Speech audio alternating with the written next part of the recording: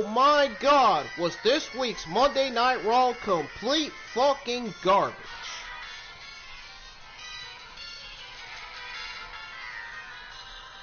We got Bobby Lashley versus The Miz for the WWE Championship again? Again, Bruce? And then we got Drew McIntyre versus Sheamus again. Oh, great. More garbage I gotta review, right? And then we got Xavier Woods, Kofi Kingston versus Shelton Benjamin again. Xavier Woods versus Shelton Benjamin again. And we got Riddle versus Slapjack. And we got Shayna Baszler and Nia Jax versus Lana and Naomi for the fourth week in the fucking row. And WWE seemingly has no WrestleMania plans. And WWE only has 2 matches booked for Fastlane: Sasha Banks and Bianca Belair versus Nia Jax and Shayna Baszler for the WWE Women's Tag Team Champions. And then Bryan versus Reigns for the Universal Champion. So, no plans, nothing planned for Fastlane, nothing planned for WrestleMania 37. I'll tell you, man, Vince and Bruce, they just don't care. They're never gonna learn, man. They're never gonna learn. They're never gonna learn, man. They're really not. I can't believe there's no plans for WrestleMania. And people on social media, this is what I'm getting sick and tired of. I'm getting sick and tired of people on social media teasing Charlotte Flair versus Asuka. Please, stop it. Please stop with the bullshit. Stop with the Charlotte Flair versus Asuka bullshit. Nobody wants that match for WrestleMania. And if that isn't to make things worse, I guarantee you they're going to book the Hurt Business versus the New Day for the Raw Tag Team Champions at WrestleMania 37. That's probably what they're going to go with.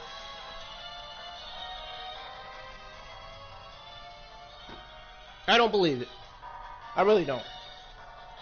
This show's a complete fucking disaster, man. This show fucking sucks. Beyond terrible. And then we got Styles versus Orton in a nothing match. This match was a complete waste of everybody's time watching it.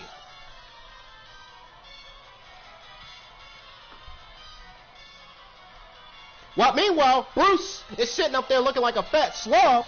Vince is sitting there looking like a fat hog. If anything, it looks like a fucking frog. This is what his eyes and his face look like.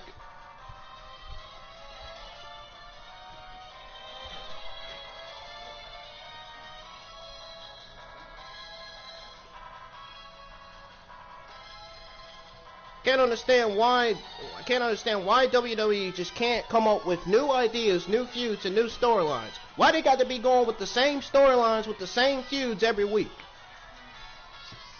Please get out of here. Why you gotta be going with the freaking same old bull BS every week? You're dragging the audience away.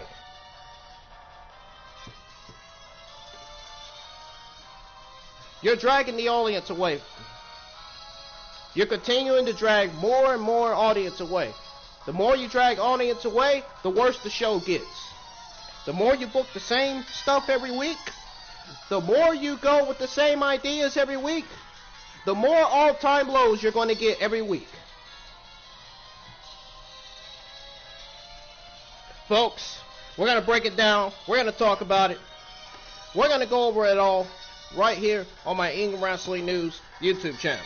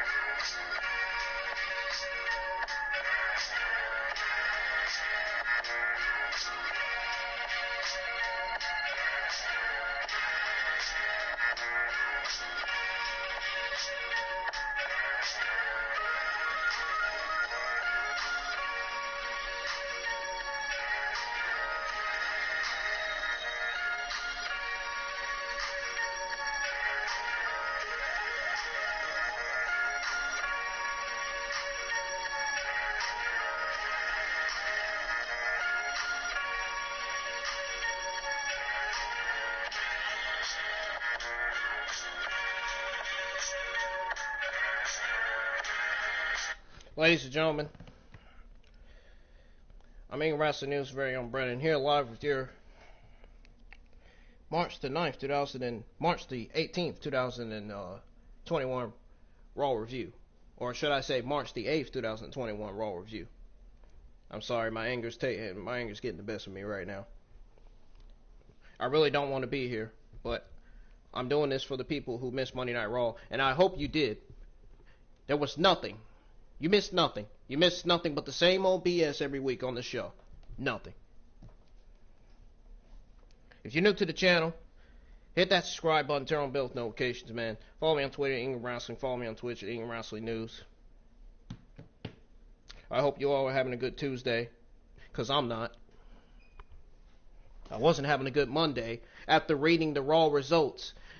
When I saw that thumbnail, folks, check this out. When I saw the thumbnail of Bobby Lashley and Miz, I immediately knew the show was going to suffer again, yet again. I knew it. I immediately knew we were going to get complete garbage on the show. When I saw Lashley versus Miz, I knew it. I just knew right off the topic. I just knew the show was going to fail. That's exactly what happened last night. Read the Raw reviews while I was streaming Call of Duty last night.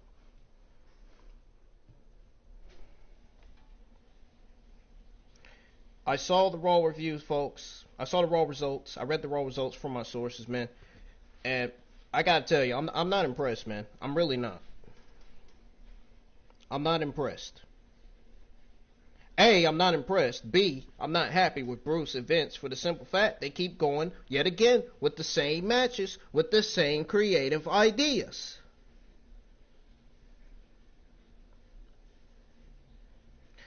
WWE, folks, continues to go down to the lowest road to WrestleMania ever.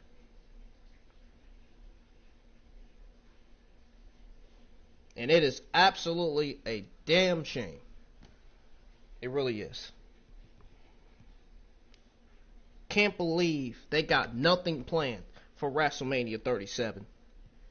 How god awful does that sound? Oh my goodness.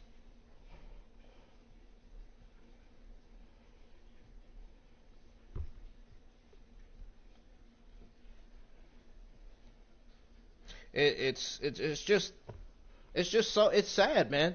It's sad that WWE just can't give the fans what they want on these shows, out of these shows, and what they want out of these pay-per-views. It's a shame. It really is.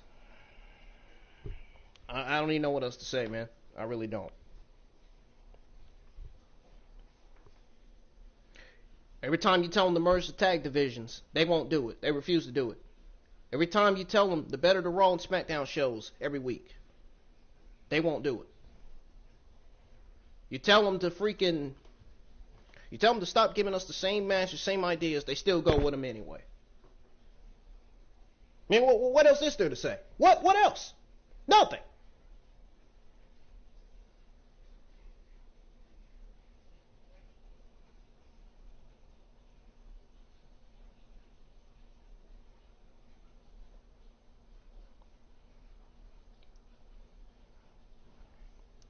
Raw is dead, man. Raw's been dead for years, and it's still dead. This is a dead show, man. Really is. I'm tired of WWE giving us this garbage every week, man. It's really becoming a problem for not only for me, but for the majority of the IWC community. The community are getting tired of seeing this stuff, man. If Bruce and Vince can't see that the IWC community is tired, and the podcasters and the future podcasters like me are tired of be given this garbage every week, we got a problem. If Bruce and Vince can't see that.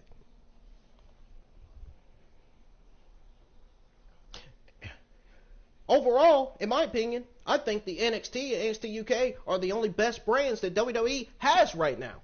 SmackDown and Raw, not so much. When it comes to NXT UK and NXT, I'm excited. When it comes to Raw and SmackDown, I'm never excited. Because I know what Bruce and Vince is going to give us, and that's complete garbage.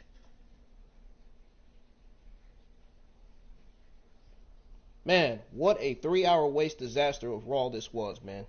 Last night. I don't even think I can tame myself right now, folks. I just don't.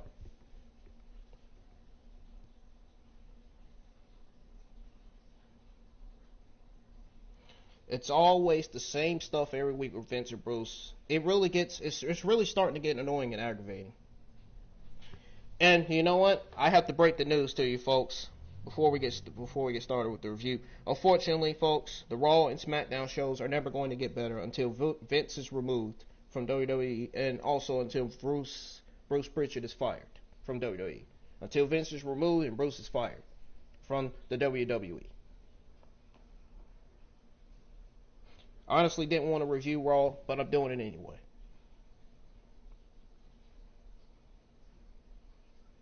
So, we're going to go ahead and get started with the review, man. Those of you that are just tuning in to the chat, man, welcome. Enjoy your stay here, because it's getting ready to be a good one.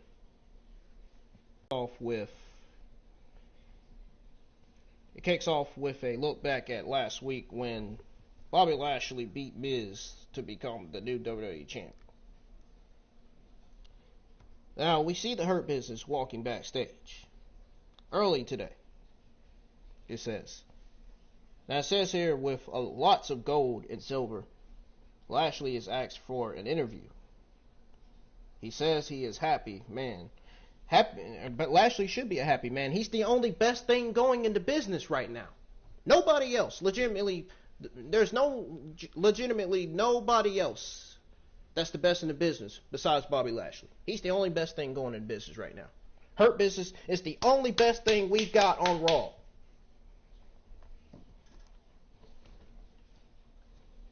Period. I don't care what I don't care what these Virgin geeks in the community's got to say. I really don't care. They are the only best things going for Raw right now. Legitimately 100%. I'm 100% positive and truthful when I say this. I never try to lie to anybody when I say stuff like this. Now, he says he's a happy man. He's going to stay that way. He says he's been through a lot. So much that would break a normal man, but he's not normal. He's almighty. He had to wait 16 years of busting his ass, navigating backstage politics, and bidding his time. It all came to a head last week when he beat The Miz, and now he has to do it again, and that's not okay. I'm not going to say it's okay, because it's not.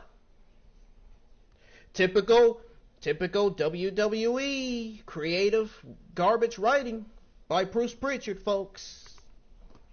It never fails. It never fails, man, I swear. Because he's going to show the rest of the locker room what awaits them. 16 years is too long to let it go now. The almighty era has begun. Just like I can't let go of the fact that this show fails every week. Can't let that go. Miz and John, because I care about the shows. I care about the talent. I care about the commentary. I care about their jobs, man. We all, as a community, as an IWC community, care about WWE. We're passionate about WWE. We care. That's why we get at WWE for a reason. Because we care.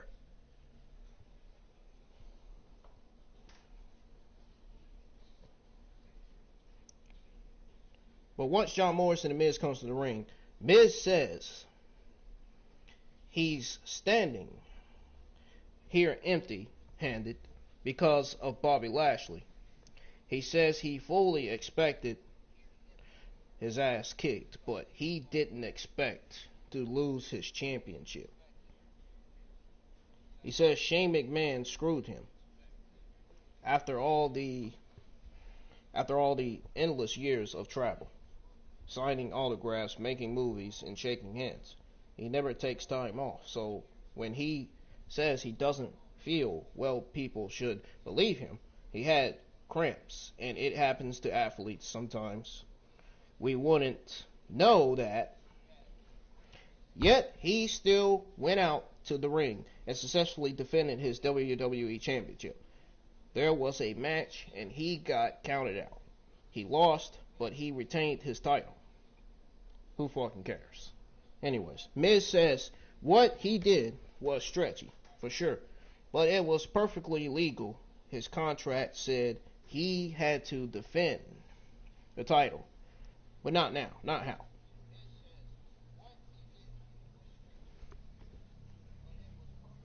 It defiantly didn't say that he had to defend it twice in one night. Defending it. The title he worked so hard to get would be stripped from him if he didn't defend it against Lashley. And even if their match, Lashley brutalized him and nobody battled an eyelid. Regardless, tonight he gets a rematch, and anyone who was celebrating Lashley's win last night, he wants everyone to watch because there will be a new WWE champion. Yeah, sure. Yeah, sure thing, Miz. Sure thing, Mr. Loser. Sure thing. Commercial break. Lashley has a totally new entrance that includes lightning bolts hitting the stage in a hype video before the Hurt Business music plays. That was a great, impressive entrance by Bobby Lashley. That was probably one of the best entrances on the show. It was a great entrance, great hype video package. We got this god awful Bobby Lashley versus Miz championship match. The match gets on the way, and Miz rolls out of the ring and wanders around before getting back in. Lashley looks to lock up, but again, Miz rolls out. Lashley grabs Miz from the ring, but gets his head pulled down on the top rope. So that just annoyed the Almighty. However, he hits Miz with a stalling suplex from the apron to the ring for a 2 count. We see Drew McIntyre watching on a monitor backstage. Lashley beats Miz into the corner, then runs for a tackle, but nobody's home. He hits the post and falls to the floor. Miz goes out and shoves Lashley into the ring post, but the champion comes right back with a clothesline. Commercial break. Drew McIntyre is standing in front of the TV watching. Back live, and Lashley is grinding a fist into Miz's face in the ring.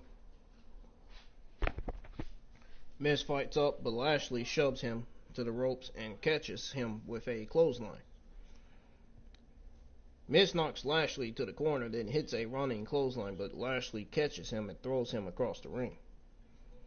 So then Miz rolls outside, and Lashley goes with him and sends him into the barricade, then drops him on it.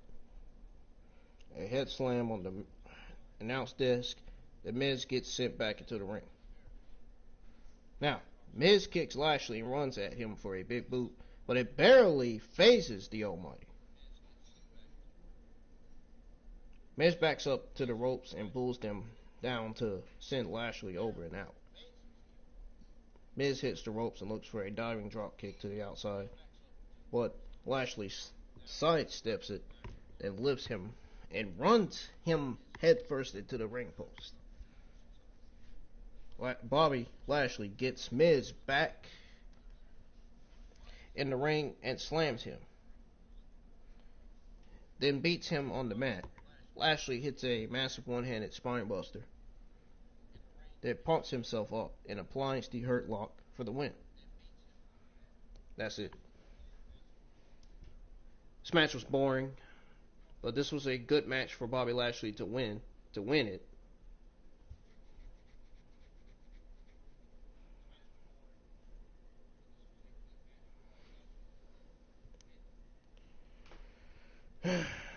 As much as I don't like Miz, the show did start with a great promo by Miz, a consummate heel who will always look to justify his actions and fit them into a story that favors him.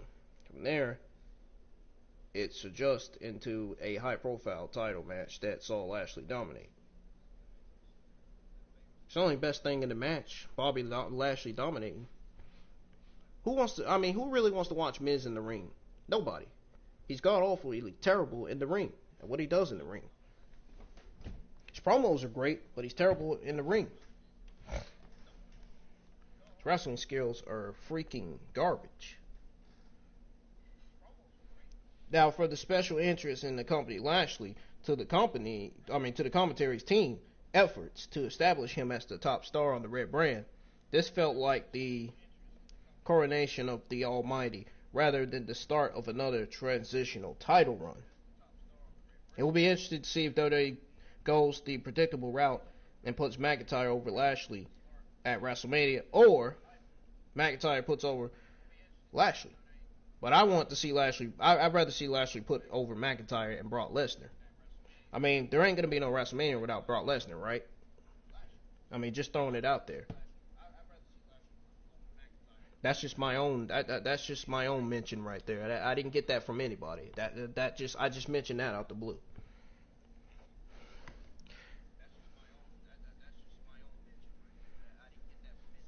But I think it'd be interesting to see Lashley put over McIntyre and Brock Lesnar. Put over McIntyre or Brock Lesnar, either one, at WrestleMania, or rides the hot spot, allowing Lashley to retain his title and continue the Hurt Business considerable momentum into the spring. I absolutely agree with this. Now, the fact that it's not readably obvious bodies well for a company looking to make a major impact on April the 10th and 11th with its first in-person audience since last March. Now,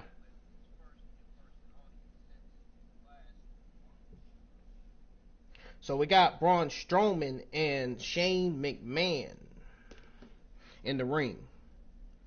But before that, ladies and gentlemen,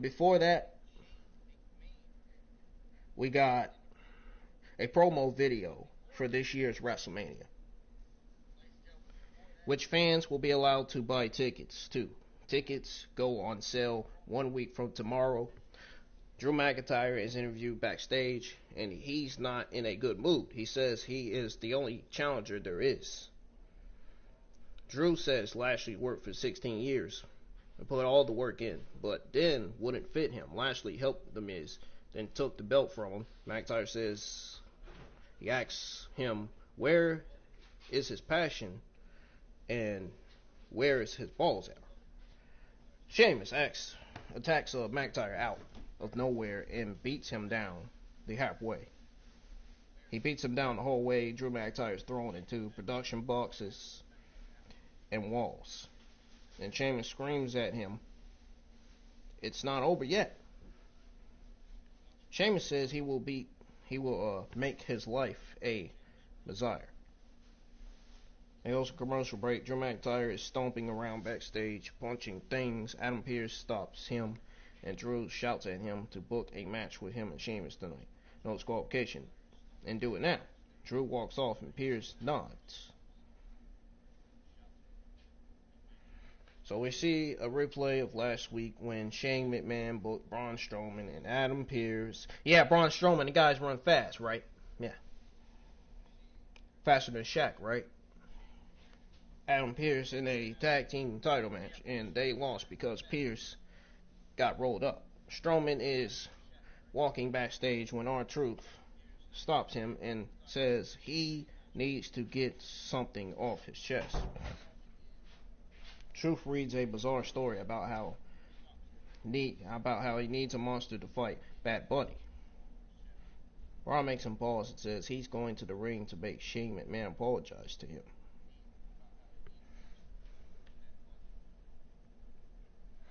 So we got a commercial break. And back live. Had to drink my water. I need some water. Throat's getting dry. Back live. Braun Strowman comes to the ring. Braun asks what Shane's motivation is. He says he excluded him from the Elimination Chamber match, and he's over. But then last week he puts him in a match with Adam Pearce and made him tag him. So they lost. Ron says Shane's either laughing at him or with him. And given all the snide comments he's been making, he thinks he's at him, which is strange because they both know he can snap his neck like a twig. Strowman says he knows Shane can fire him, but all he wants is a apology. Shane answers the call and gets into the ring with Braun and squares up to him. Shane says he apologizes, then walks off. Braun isn't happy. And Shane stops on the ramp to speak again. He turns and leaves without speaking, and Strowman shouts after him to say what's on his mind. What's on his mind, but McMahon ignores him. The monster is not satisfied. So Sheamus is on his way to the ring. He'll be facing Drew McIntyre in a no disqualification match after the break.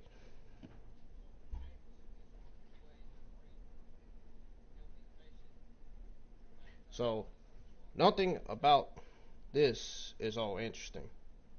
And on top of that, this was a terrible segment that did not create nearly the intrigue those in the creative team probably think it did. First, Strowman's promo made no sense. He backtracked at least once, recognizing Shane could fire him, and then demanding he got out there and gave him an apology anyway. Then he insisted McMahon was making fun of him, something that was very briefly hinted at in the form of a joke on last week's show.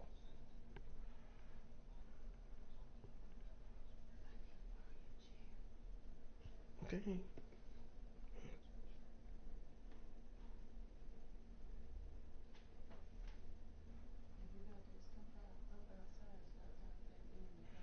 No. Sheamus is on his way to the ring. He'll be facing Drew McIntyre in no disqualification match after break.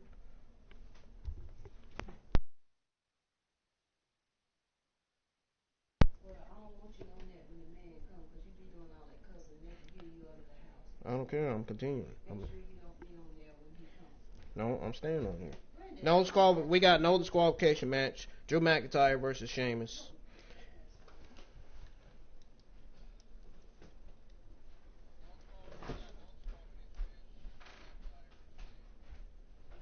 We got Drew McIntyre versus Sheamus in no disqualification match.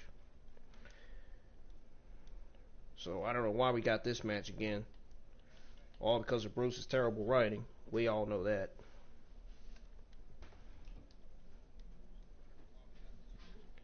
This match gets on the way quick as McIntyre attacks Sheamus during his entrance. Drew beats Sheamus all the way down the ramp into the steel steps. Then inside the ring, McIntyre chops the Irishman in the corner, but Sheamus starts firing back. McIntyre catches Sheamus with a running forearm, then backs him into the corner and punches him. Sheamus whips McIntyre to the corner and stomps him down. Sheamus goes to the top rope and hits a flying shoulder block for a 2 count. Sheamus kicks Drew across the ring. Would you stop that? Dang. And Scott rolls outside. Sheamus jumps off the apron at Drew but misses and gets shoved into the steps. McIntyre throws Sheamus over the announce desk onto the chairs. Sheamus slams Drew into the ring apron and hits him with a lariat. They continue to brawl around ringside and Drew tosses Sheamus over the barricade. Sheamus crawls back over, but McIntyre grabs him and body slams the Celtic Warrior onto the steel steps. So Drew puts Sheamus inside and grabs a kendo stick. As he's getting in the ring, Sheamus runs and clobbers him with a knee. So then Sheamus drops Drew McIntyre, then lifts the kendo stick and smashes him across the back with it. Sheamus stands on Drew's face before lifting him up for a rolling fireman's carry. Sheamus grabs Drew by the face and toys with him, but Drew headbutts him. McIntyre hits a belly-to-belly and a running neck breaker. Drew kicks up and grabs the kendo stick and peppers Sheamus with it over and over. Sheamus rolls outside and McIntyre gives chase, but the wily Irishman shoves him face first into the ring post. Then hits a one-handed chokeslam onto the announce table, but it doesn't break. So we had commercial break. We're back live, and the two former best friends are trading shots, but Sheamus drives a thumb in the eye and follows up with a backbreaker. Sheamus applies a cloverleaf submission and tries to get the tap out. McIntyre gets free and lands a spinebuster for a near fall. Drew crutches Sheamus. It climbs up with him to hit a superplex for a near fall. McIntyre wants the future shot, but Sheamus kicks him back and hits the Irish curse backbreaker for a near fall. Sheamus goes out and grabs a steel chair, but McIntyre knocks it from his hands and uses it himself to hit Sheamus across the back. McIntyre then hits the future shock onto the chair for a near fall.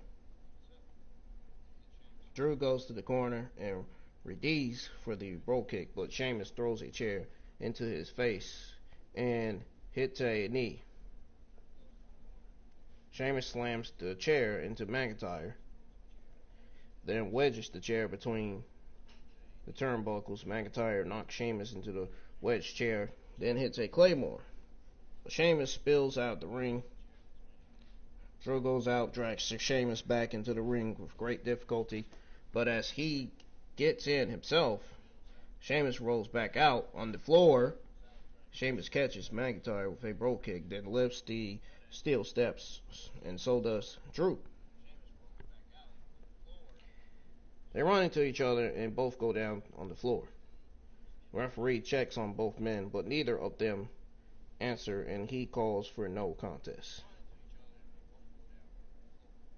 Now, I will admit, it was a good match, but why again? They're not even feuding. Why this match again? They're not feuding. I don't understand this. They're not even feuding at all. Period. Now, I will say Drew McIntyre and Sheamus did tear down the house every time they shared the ring. They have incredible in-ring chemistry. Yes, they do. Yes, more importantly, are unafraid to beat the heck out of each other. This was an incredibly physical match with a really cheesy finish that kept it from advancing a higher grade. If the idea is to book the final encounter between the competitors at Fastlane, it would really have hurt to put Sheamus over here to enhance that third and deciding match between them. Now instead, McIntyre is poised to exercise the demon that is his former bestie before setting his sights on Lashley in the WWE Championship. That is certainly the more predictable route. Not necessarily the wrong one, but it would have meant a lot more to McIntyre's journey if Sheamus was at least presented as somewhat his equal from credibility standpoint. Yes, Sheamus is a multi-time world champion, but those reigns feel like an eternity ago, and aren't exactly mentioned when the commentary, stupid, attempts to hype up the Celtic Warrior.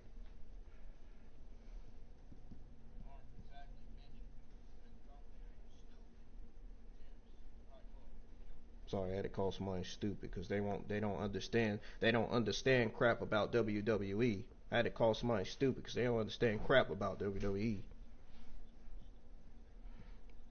and how much they're failing every week. Referees and officials come down to the ring to check on both men and help them come to. Commercial break, we see a lengthy video package chronicling the Randy Orton, Bray Wyatt, Alexa Bliss feud. I don't know why they're going with this again. Nobody's interested in it. Kevin Patrick interviews AJ Styles and Moose backstage.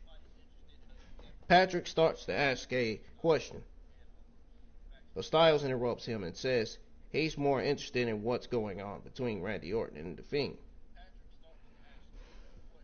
Styles says it's incredible to watch them later. Orton down. It's incredible he says it's incredible to watch them tear down Orton bit by bit. And they're using voodoo magic to do it. Orton appears and asks if his situation is funny.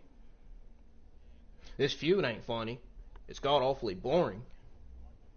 Styles says it isn't funny and it's weak. Orton says they can meet in the ring and he'll show him how weak he is. AJ points to a moose and asks Orton if he needs even bigger problems. If so, he accepts, and Orton is happy to oblige.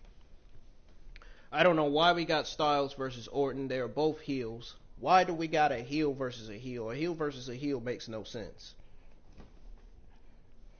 They're not even feuding. What is this, Bruce?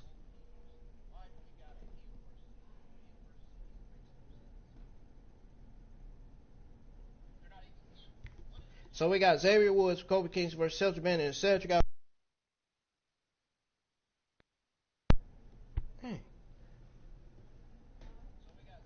We got Xavier Woods with Kofi Kingston versus Shelton Benjamin. We got Xavier Woods with Kofi Kingston versus Shelton Benjamin with Cedric Alexander ringside.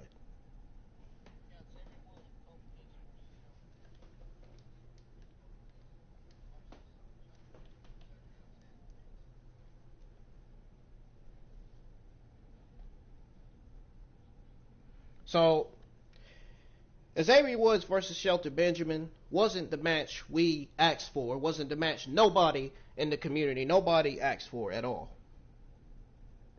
Nobody asked for this match. I don't know why WWE booked this match.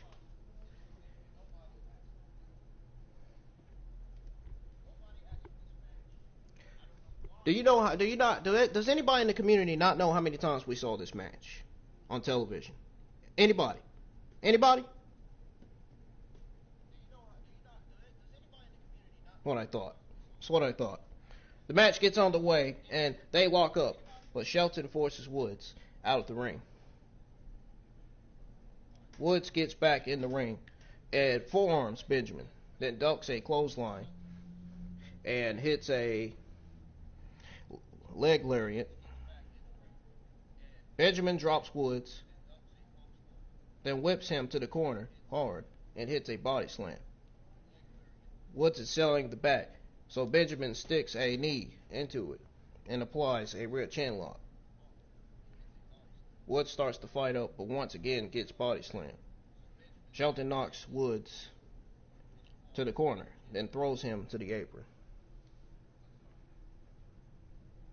So then Woods knocks Shelton back. It tries to jump inside, but gets caught with a big knee and a near fall. Shelton goes back to the chin lock, but Xavier quickly climbs to his feet and connects with a jawbreaker. Woods chops and punches Benjamin over and over again.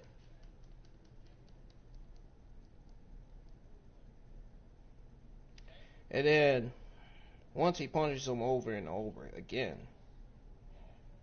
he then slides between his legs and delivers a big forearm. Woods rolls Shelton up for a 2, but then eats a boot to the face. Woods rolls up Shelton for the win. And that's it.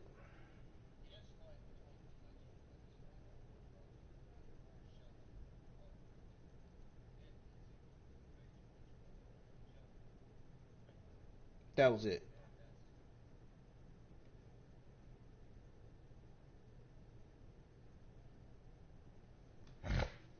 So, my thoughts and comments on this match, honestly, to be honest, the New Day are now back in line for a tag team championship match. Seriously, just merge the fucking divisions, Bruce.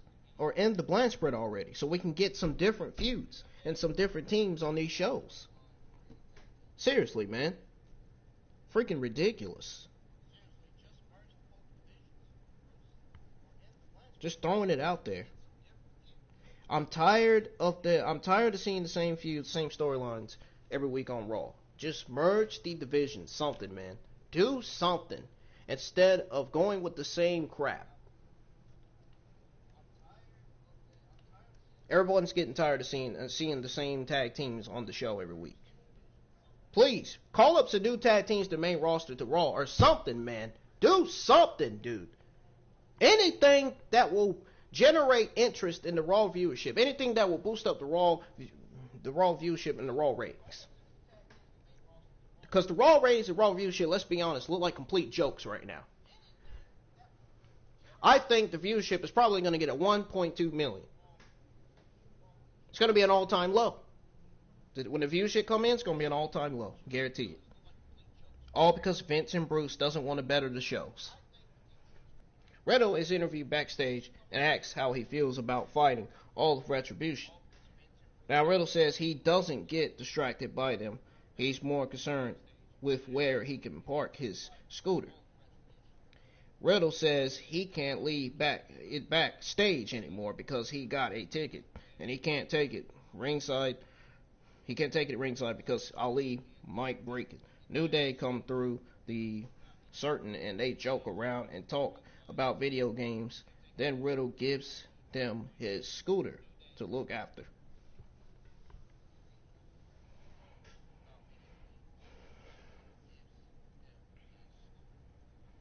So we got Riddle versus Slapjack with Ali. I don't know why. I don't know who the heck asked for this. Who the heck asked for this? The version IWC geeks in the community? Is that who asked for it? Gotta be.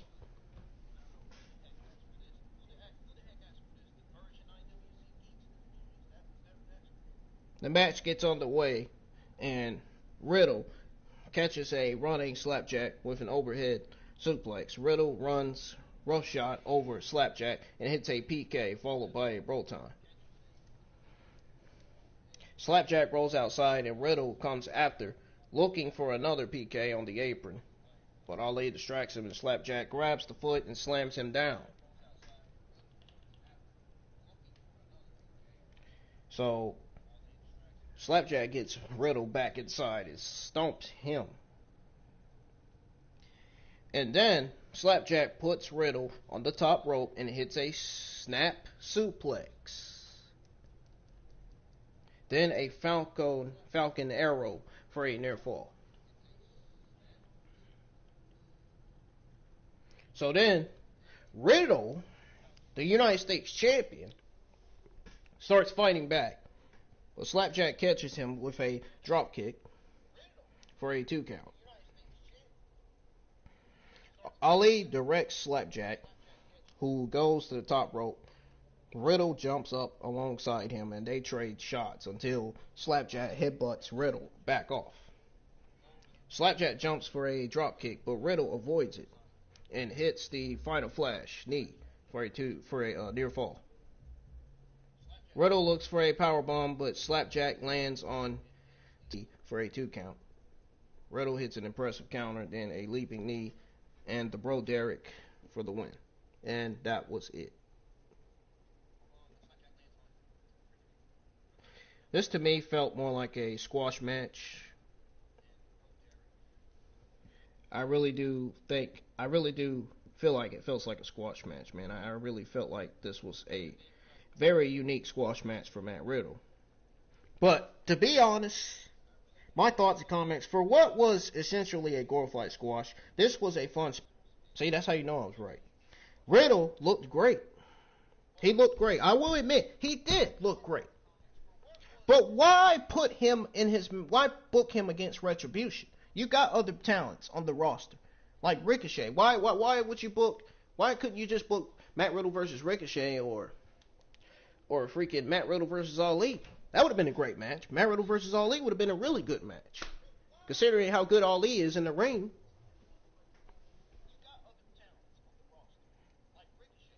Riddle looked really, really great. Slapjack was allowed to shine, and Ali thrived as the desperate, loudmouth heel who did not want to see his upcoming opponent build any momentum for himself. Their match next week will be a show stealer for sure. Oh, it's definitely going to be a show stealer. And it's got some potential to it, too. Matt Riddle versus Ali's definitely got some potential. Absolutely does. And a great opportunity for WWE to really put Ali over as a centerpiece heel. This gives them plenty of opportunities. They better not fuck this up. They better not mess this up, man. We're going to have a problem if they mess this up. That is unlikely to be a case, as management is clearly in like with Riddle right now, more focused on building his character. For better or for worse, folks, what do you think? Let me know in the comments below, for better or for worse. You think they're in the right direction building Matt Riddle's character? What do you guys think? What's everybody in the chat thinks? So we got Strowman and Shane McMahon again? Jesus Christ. That's how you know this show's got awful. Oh my God. Now, after the match between Riddle and Ali, Ali's completely furious after the match. And he berates Slapjack and beats on the announce desk. Now, we see a replay of early when Strowman comes out and demanded an apology from Shane McMahon. Shane is backstage with Adam Page. And he admits there was something else he wanted to say to Braun Strowman. So he tells Pierce to go get Strowman and meet him in the ring. So we have a commercial break. Shane O'Mac's in the ring. Out comes Braun Strowman. Shane gets out of the ring. And to get a better mic, because apparently that other mic he had was either busted up or didn't work. Wish I could bust up Vince and Bruce in the freaking head. I wish I could hit them in the head with a freaking bat. Bad as that Braun Strowman Shane McMahon segment was last night. Oh my God, God awful. The definition of terribly garbage. It's the best way to describe this segment. The only way to describe the segment, folks. Just unprofessional. Trash. Segment's trash, man. So Shane gets out of the ring to get a better mic and starts walking. Walking back around the ring and up the ramp. Shane says he wanted to say this face to face, and Braun looked confused. Shane says what Braun said has made him do some introspection. So again, Braun said, has made him do some introspection, and he's right. So he's been having fun at Braun's expense, folks. So then, look, listen to this. Shane says there is one thing they have to get done. It's come to an understanding. Shane O'Mac comes back down the ramp and stands outside the ring, then turns and walks back up. Shane takes forever and says something he would never do is make Braun look stupid. And he can tell he's upset with him. McMahon says other people think Braun is as dumb as they come. Oh, he really is dumb. Jesus Christ. It's Mike and Braun Strowman. If that's not enough, if that's not what you want to hear enough, then I'll give you another. I'll give you another one, folks. Braun is terrible on the mic. Not only is Braun dumb, he's also terrible on the mic. I mean, if you haven't watched Braun Strowman, then you need to watch him now. You need to watch him every Monday nights, because you will realize, you will start to see how terrible Braun Strowman literally sounds on that damn mic.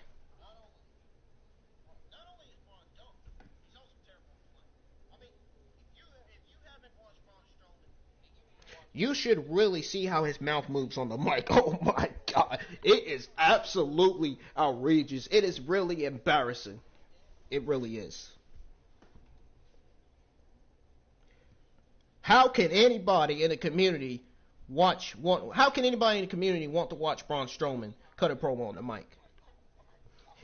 If you're one of those people that's praising Braun Strowman for cutting that terrible mic, you are a complete fucking idiot. You really are. You are a complete reason why Raw is suffering every week. You really are. Seriously. Shane takes forever and says something he would never do is make Braun look stupid. He can tell he's upset with him. McMahon says other people think Braun is dumb as they come, but not him. He wanted to say Braun has a big body and a tiny brain like a dinosaur. Typical Bruce writing right here. This is writing courtesy to Bruce. Shane then mocks Braun and runs off, but Strowman chases after him to the back. Shane is shown running through the arena, and he gets into an SUV. Braun runs after, but the SUV takes off. Strowman is not happy and walks off, but then Shane appears from behind him and laughs, saying Braun is stupid. I mean, he's got a point. He is.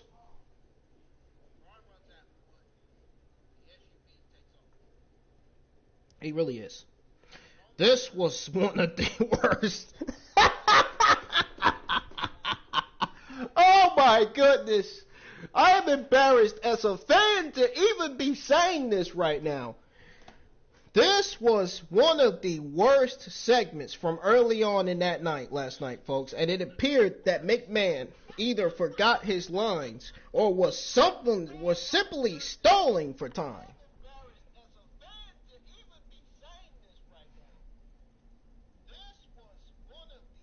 He definitely forgot his lines and simply stalling time, man. He was definitely stalling for time, something.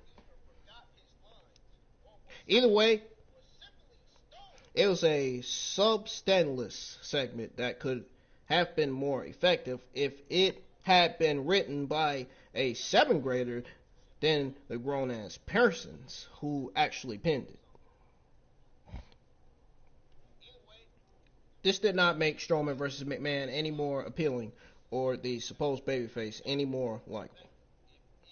If anything, folks, it created dread for what is likely to be a Marquil WrestleMania match, hardly the intention at such a significant time on the WWE calendar. And then we got the god-awful women's tag team title match. Same match we saw, last Monday night? Am I right? Shayna Baszler, Nia Jax versus Naomi and Lana.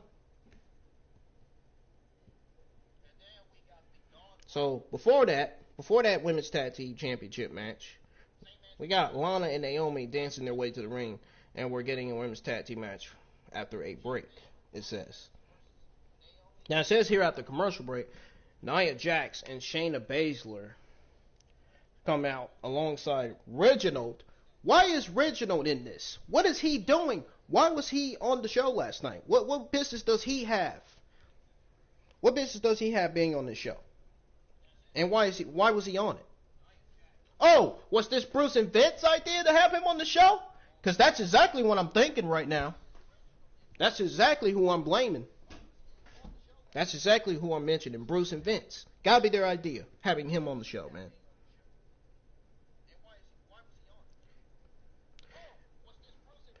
Shouldn't he be back at the WWE NXT Performance Center as a recruit? What is he even doing on the main roster? Who even gave him permission to be on the main roster? Shit don't make sense, man.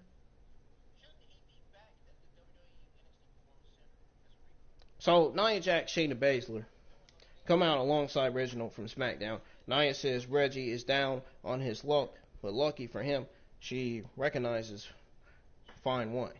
She says she brought him here to observe this match and says he's cute. Who cares? Who cares? Nobody gives a shit about a god-awful, typical garbage Nia Jax. One of the worst examples of the Raw Women's Division. She is the absolute worst. I don't care what anybody says. She is the absolute worst ever, man. She is one of the worst professional wrestlers I've ever seen. Shayna Baszler needs to get the heck away from... WWE needs to separate Shayna Baszler from Nia Jax. I kept saying this twice, over and over again, and they're still not doing it. Shayna Baszler would be better off as a singles competitor. No matter what the odds are. She needs to be better off as a singles competitor. As a tag team competitor, oh my God, she looks like a complete loser. She looks like a complete loser with Nia Jax. As a singles competitor, she would be better off. She would be better off. And I think Shayna Baszler should have been in the Raw Women's Championship picture. We could have got Asuka versus Shayna Baszler for WrestleMania 37. We could have got the Shayna Baszler and Asuka feud before WrestleMania. But no, they don't want to go with that. Instead, they want to hook Shayna Baszler up with Nia Jax. Oh, because they got no plans for Nia Jax. What a god-awful decision that was. I'm never going to forget that.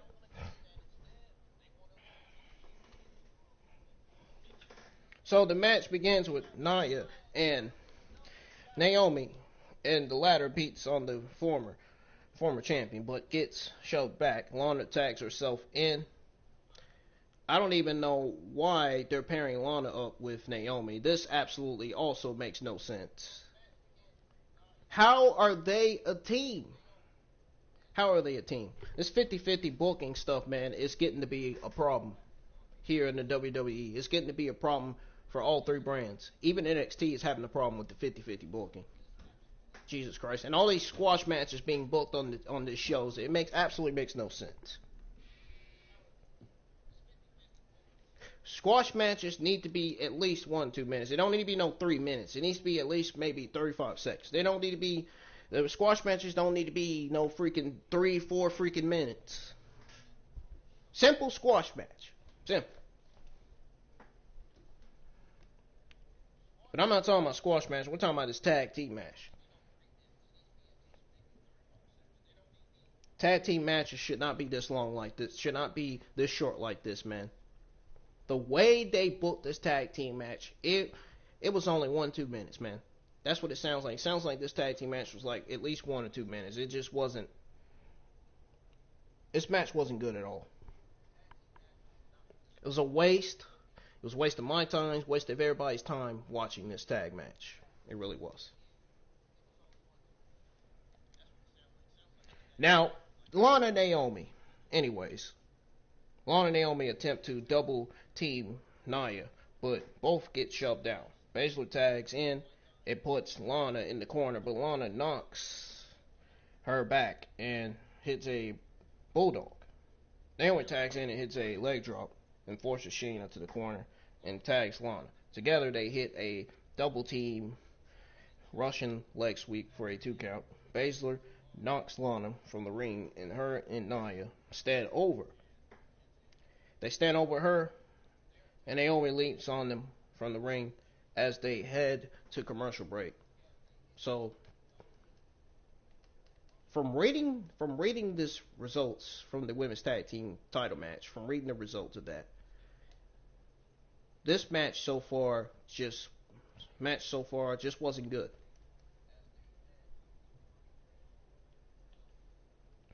From reading this results of what happened with the women's tag match, sounds to me like this match was just absolutely terrible.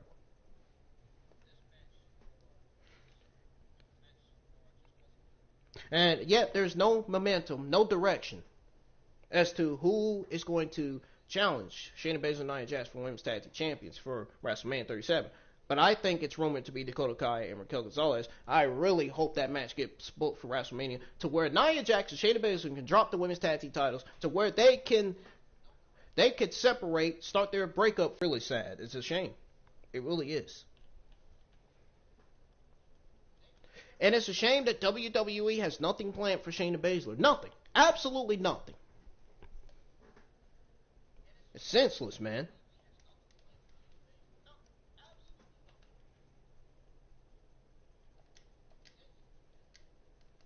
What happened with the feud with Shayna? What happened with the Shayna Baszler and Asuka feud? What happened with Shayna Baszler potentially starting her feud with Asuka? What happened? That got scrambled. Yeah, there was a rumor that Shayna Baszler was going to be the next person that Asuka feuds with, but that got scrapped because Vince McMahon and Bruce didn't want it. Vince and Bruce doesn't want a Shayna Baszler Asuka feud. They wanted Shayna Baszler to be teamed up with Nia Jax to be women's tag team champions. That's what they wanted.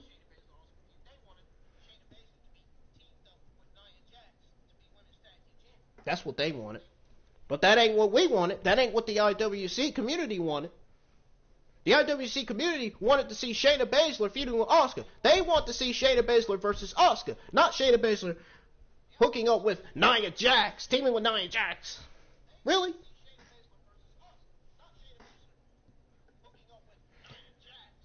Vince and Bruce does a god-awful job at not giving us what we want. They really do. They really do.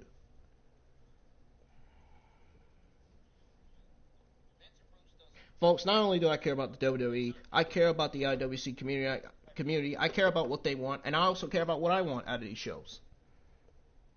I care about the talent, man. I want to see talent succeed. I want to see the male and female talents on the Raw, SmackDown, NXT roster succeed.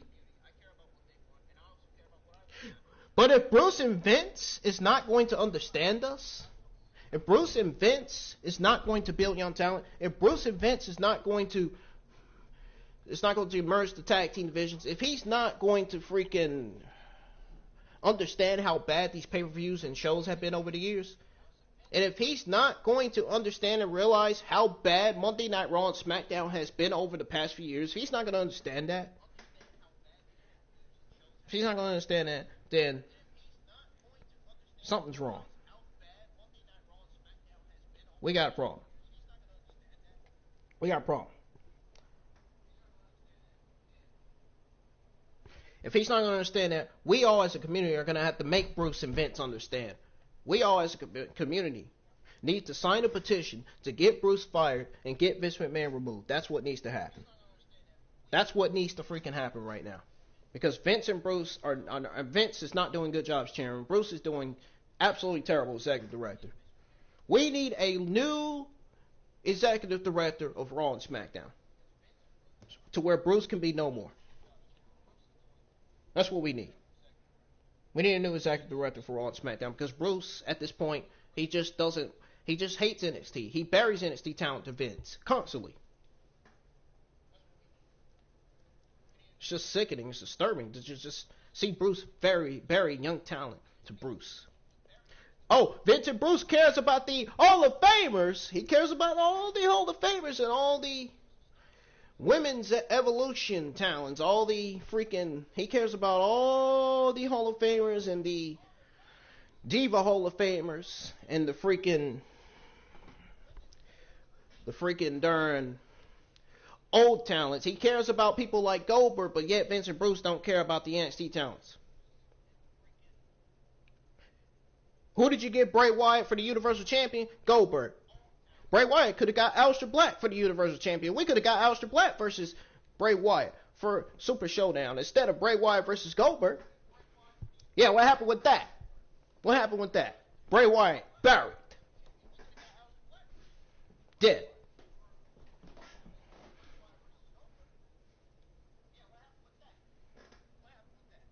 And then WWE wants to go on a decision to have Roman Reigns challenge Edge for the Universal Championship. Well, Edge challenged Roman Reigns for the Universal Championship. I got that a little bit backwards.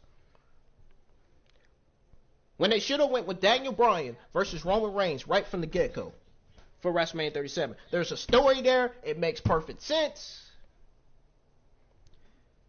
It has a potential. Potential to be one of the best WrestleMania matches of all time. But no, they don't want that. They don't want that. Shayna Baszler versus Asuka could have been one of the best Raw Women's title matches on the WrestleMania 37 card. No, but WWE wants to go here and sit here and say, oh, I got no plans. There's no plans for WrestleMania 37. Oh, I want to book this and that because this and that's gonna boost up the WrestleMania ratings and viewership. Oh, because it's gonna get more audience. No, it's not. No, it's not. Roman Reigns versus Edge for WrestleMania 37 is not enough. And I guarantee you, Drew McIntyre versus Bobby Lashley versus Brock Lesnar is not enough to get an audience attention for WrestleMania 37. I guarantee you that's not enough either.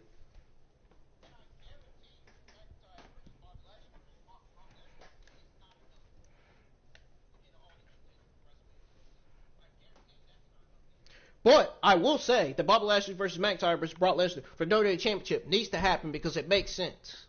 There is no WrestleMania without Brock Lesnar. I've heard this from countless podcasters, including JD, and from everybody else. Everybody else in the community. I've heard this from a lot of podcasters, and it's true. There is no WrestleMania without Brock Lesnar. It is freaking true. I believe this guy. I don't care what Version Geek has to say. I don't care what negative IWC community geek has to say about it, man. The truth is the truth, man. It has to be told.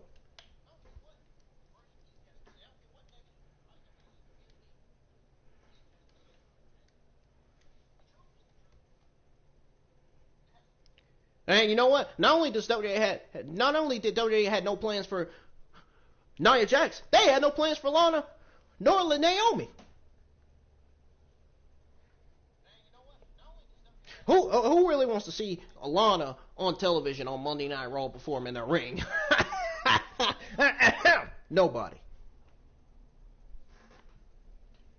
Now Naomi is a worthy talent. Now Naomi, she's a good talent.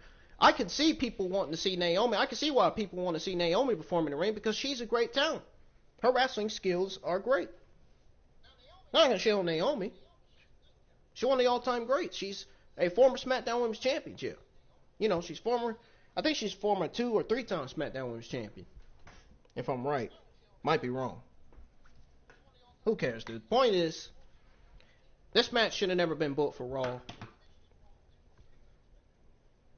So, anyways, folks, back to what I was reading to you all, the results of this women's tag team title match. So, we come back from commercial break. They're back live. And so, Baszler clubbers Lana with a lariat for a 2 count. Baszler applies a submission and taunts Naomi on the apron. Tags to Naomi and Jax. Naomi haces a springboard kick to Jax. Then knocks Baszler to the floor. Naomi hits repeated kicks to Jax and gets her down to one knee. Then hits head scissors slam. She covers, but Shayna drags her off. Naomi hits Baszler and goes right inside, but Reggie grabs her by the leg. She tags Lana. Then Lana slides through her legs with a baseball slide to him. Jax knocks Lana into Naomi, then hits Lana with a powerbomb for the win. And out there, it's your women's tag division right there. Your women's division. Is anybody really enjoying what the Raw women's division looks like? I know I'm not. Raw women's division should have one of the best women's talents in all of WWE. From the looking at the Raw women's division, the only best talents on that roster is Shayna Baszler, Asuka. Shayna Baszler and Asuka. From looking at this roster. And Becky Lynch, who's out. Everybody else, complete garbage. And Naomi, I can't shit on Naomi. She's great. Naomi's great too. But when you got all these non-existing terrible talents like Lana, Nia Jax, and Peyton Royce and Lacey Evans, that's how you know the Raw Women's division looks the absolute freaking worst. Oh, man.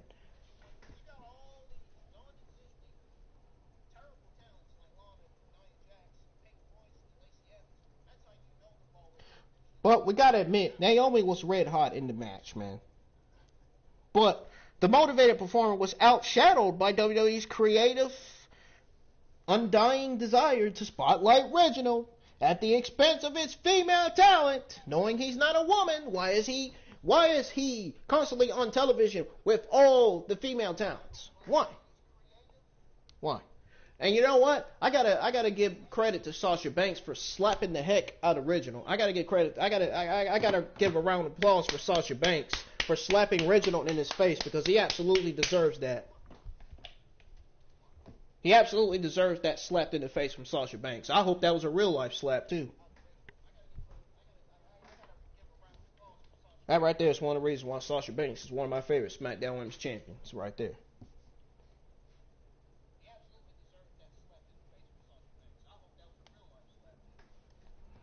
You know why he's even on the show. What the hell is he even doing on the show? What is he doing on the show, Bruce? Huh? You blind? What is he doing on the show? Why is he on here?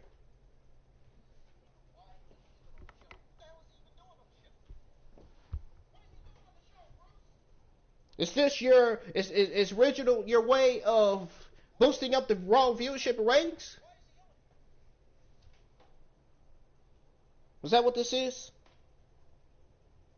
I don't see it that way.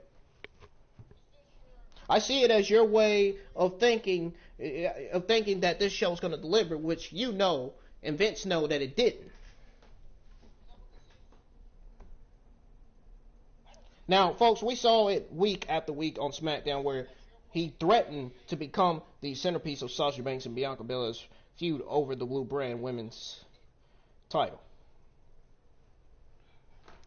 Now, he figures to be at the forefront of the women's tag title storyline, seconding Nia Jax and Baszler as WWE creative finds new, equally annoying ways to keep him on television and steal the thunder of a women's division that simply does not need him or the silly antics he finds himself involved in.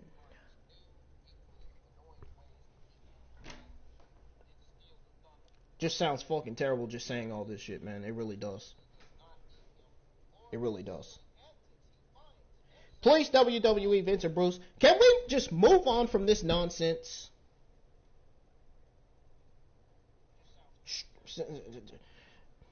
Strong, dynamic, exciting women like Naomi can star without having to worry about making sure Riddle is properly highlighted. Naomi is fine without Lana.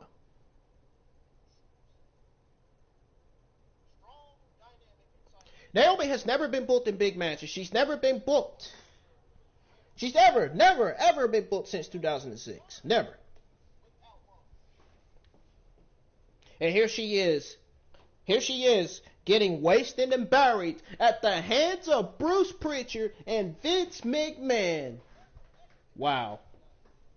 Embarrassing. Absolutely embarrassing.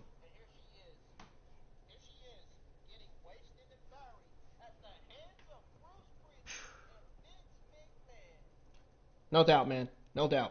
Vince got to go, man. Vince has to go, man. He is really, really, really angry at his talent. There's going to be a lot of talent leaving the WWE soon, all because of Vince and Bruce, man. And the way they're freaking burying them, the way Vince and Bruce are using them on television.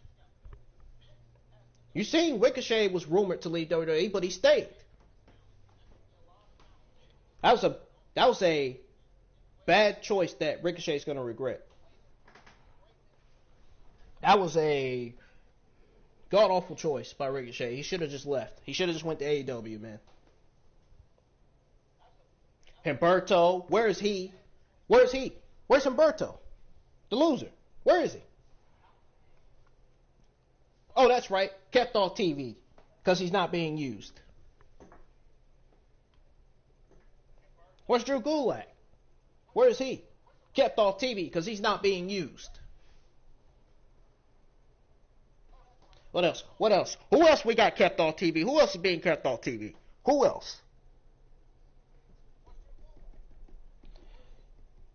A name's coming in mind. A name's coming in mind. Wait for it. Wait for it. Wait for it.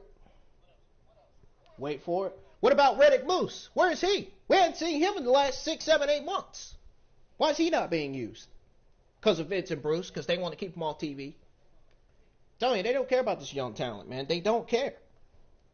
They really don't. They just don't care what they're doing.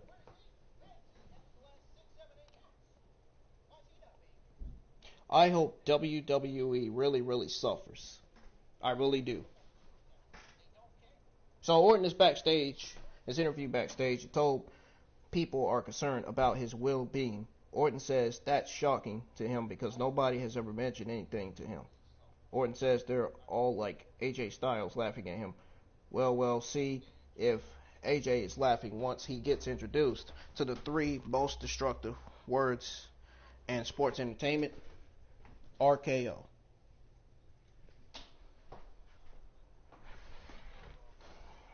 Commercial break. Mandy Rose, Danny Brooke are interviewed backstage, and they say they shouldn't be overlooked for a woman's title shot at WrestleMania. They're as ambitious, as talented as any woman. Charlotte walks up and says they have every right to be ambitious, but they have only 5 weeks to prove what it takes. She hopes their bit is as strong as their bark. Guys, I will be right back. I got some visitors, so I'll be right back.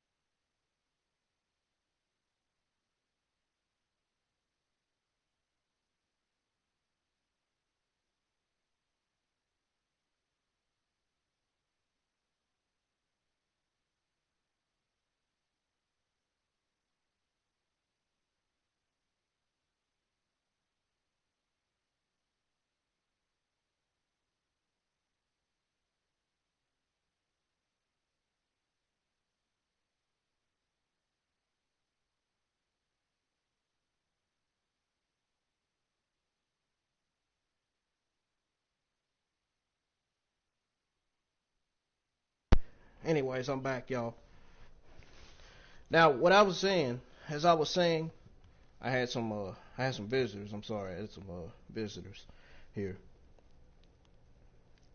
So, as I was saying, Charlotte Flair walks up and says that they have every right to be ambitious, but they only have 5 weeks to prove they have what it takes. She hopes their bit is as strong as their bark. AJ Styles is interviewed backstage and asked if he regrets what he said about Randy Orton early. So, AJ says he doesn't, but he also wasn't expecting a match. He says it proves that Randy is twisted and his brain is munched because he shouldn't be wasting time with him. He should be focused on the Fiend. Well, he's going to tie the bow on Orton Storm and send him into the WrestleMania with a big loss. Styles and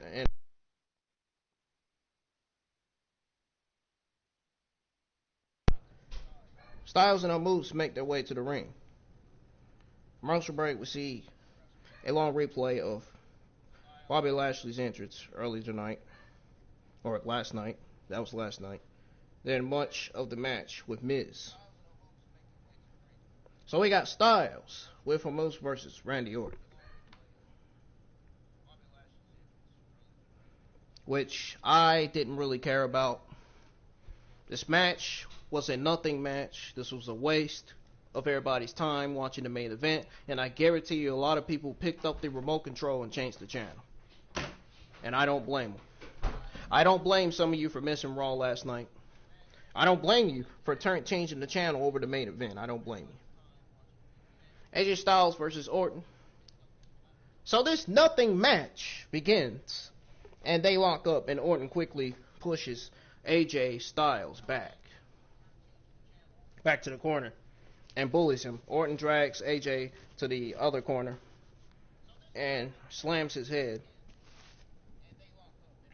into the buckles, then stomps his leg a few times. Orton puts Styles in the corner and hits him a few times, then looks for an RKO, but Styles shoves him off and retreats out of the ring. Orton chases after AJ and backs into the ring where Styles stomps him down.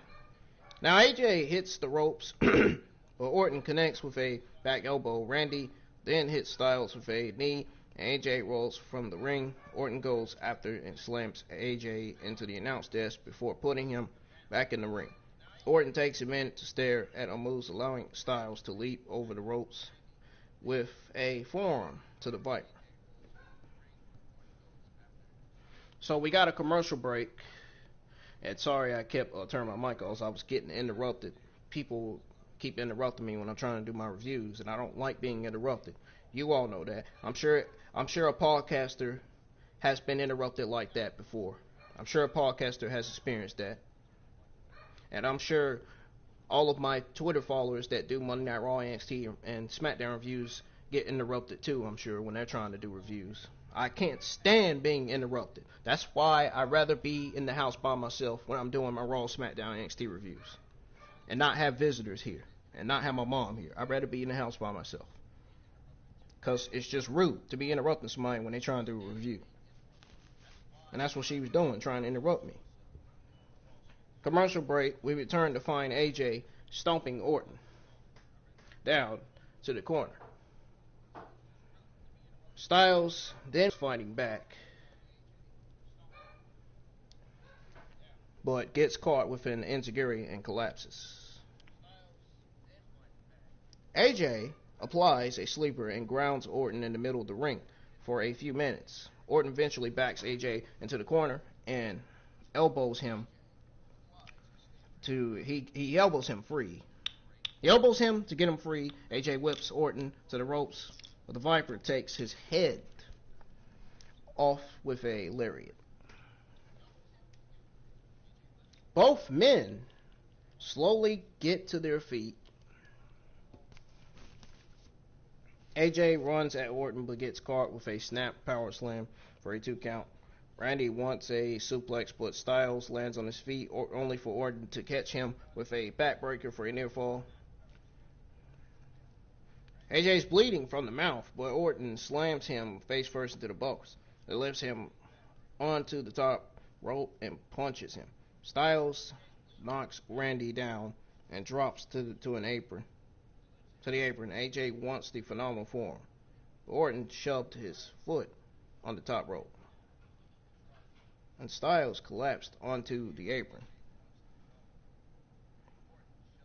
Orton drags AJ through the ropes for the draping DDT, but AJ jumps off and rolls into the calf crusher, but Orton fights it.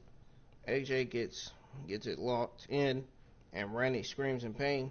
Orton gets to the ropes, then manages to hit the draping DDT while smiling at a moose.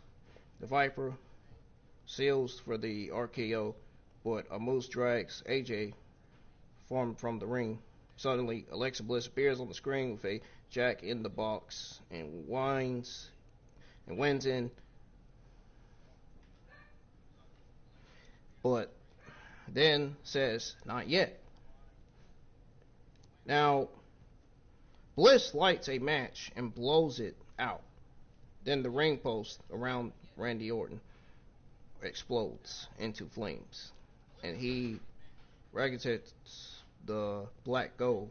AJ takes advantage and hits the phenomenal form for the win. This was a stupid ending to Raw. I really didn't like this. And I'm sure everybody can relate to me when I say this match was absolutely terrible.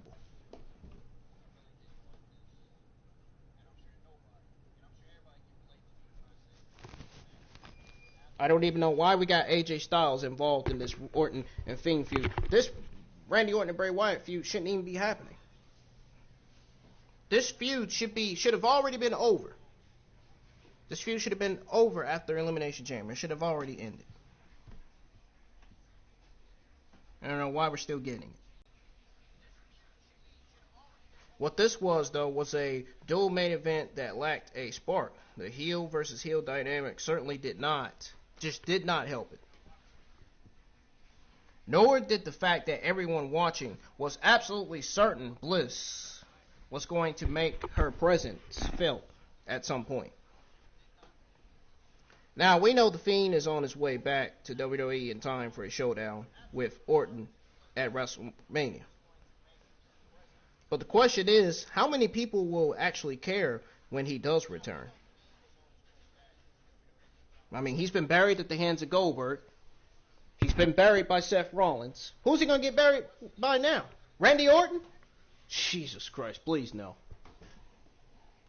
They're only making The Fiend's character and The Fiend's build and run worse. The story has been months in the making, creating questions about its ability to maintain momentum heading into WrestleMania. Still 5 weeks away, over-the-top stuff like Orton punking Black will not a suitable Mania program making. That just wasn't right, man. It's just disturbing WrestleMania program. That's just disturbing, man. That what I saw was just absolutely just disgusting.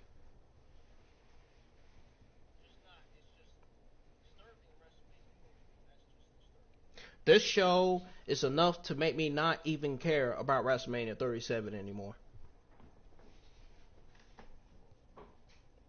Nothing planned except for Reigns versus Bryan at WrestleMania 37 for the Universal Championship. The rumored Shayna Baszler and Nia Jax defending their women's tag team titles against Dakota Kai and Raquel Gonzalez for WrestleMania 37. That is rumored to be happening.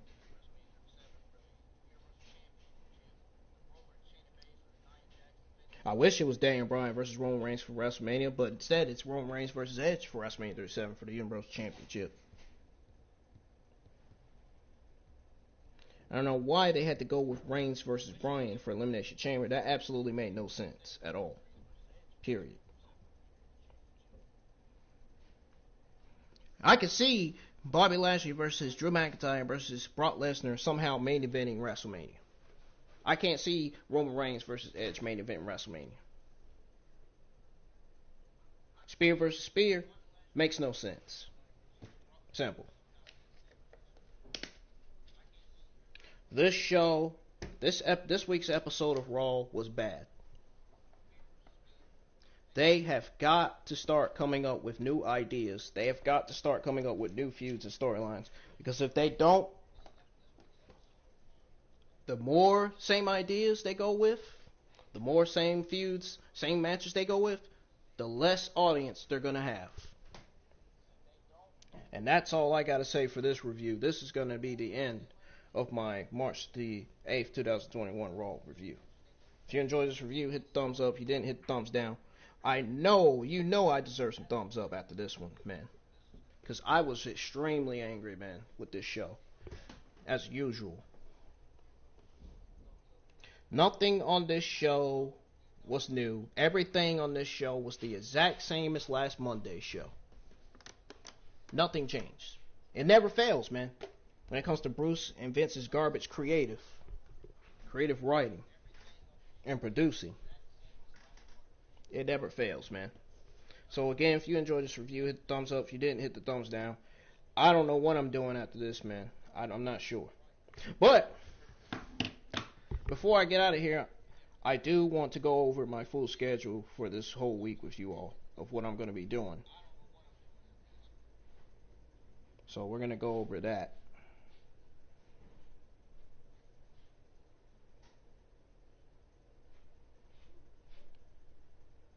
I'm going to go over that.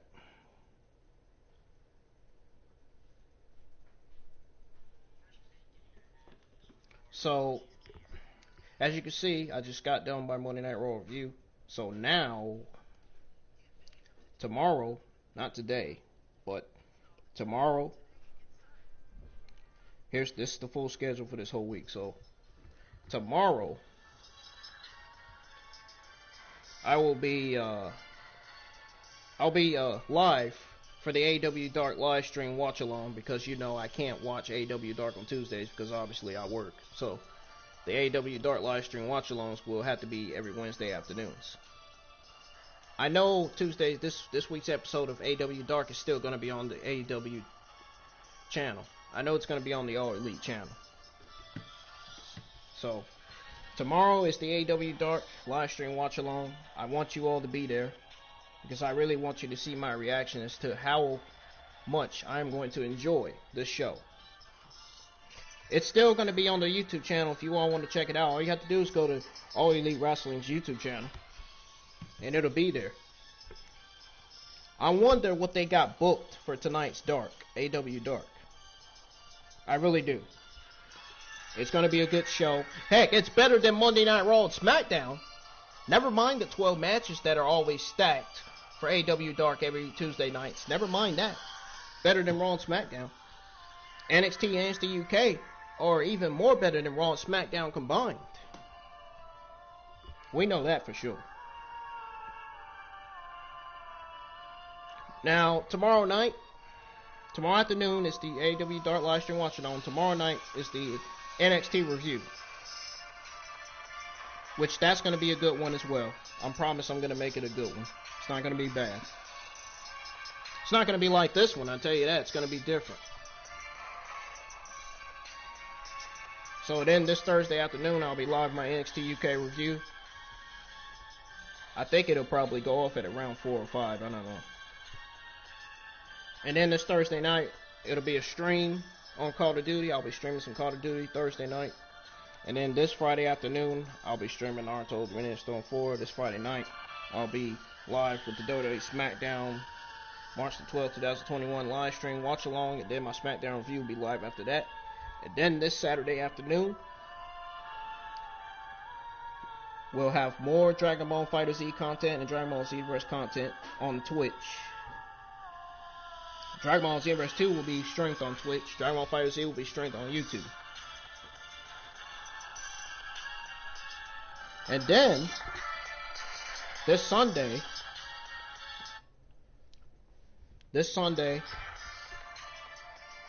I will be streaming, this Sunday afternoon, I'll be streaming Call of Duty again. And then Sunday night, I'm either going to be going live with my Investigate Discovery live stream watch along, or Stories Encore Western Movies live stream watch along. Because I'll be watching either Investigate Discovery or some Western movies this Sunday.